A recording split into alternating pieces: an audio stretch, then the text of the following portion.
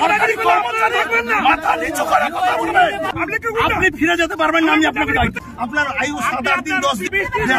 এর মতন জানোয়ার, কত বড় জানোয়ার, যাদব রেঞ্জার আসেনি কাছে। কে মাথা নিচু করে কথা বলবে? 4 পেয়ে জানোয়ার, 2 পেয়ে জানোয়ার, এদের সামনে সরকারি অফিসার কেন মাথা নিচু করে থাকবে? উনি তো দায়িত্ব নিয়ে বলেছেন যে 7 দিনের মধ্যে খতম করে দেবেন। 7 দিন বাদে উনি থাকবেন না সেই অফিসার, কর্তব্যরত সরকারি অফিসার, তাই মহিলা, তিনি ভারতের রাষ্ট্রপতি, মহিলা একজন। এদেরকে অপমান করেন কোন দুঃসাহসে? কোন জঙ্গল থেকে এরা এসছে? এরা মনুষ্য প্রজাতি হিসেবে বিবেচনা করার যোগ্য নয়। তার বাবার কর্মচারী নাকি? ওনার পিতৃদেবের কোম্পানিতে চাকরি করেন?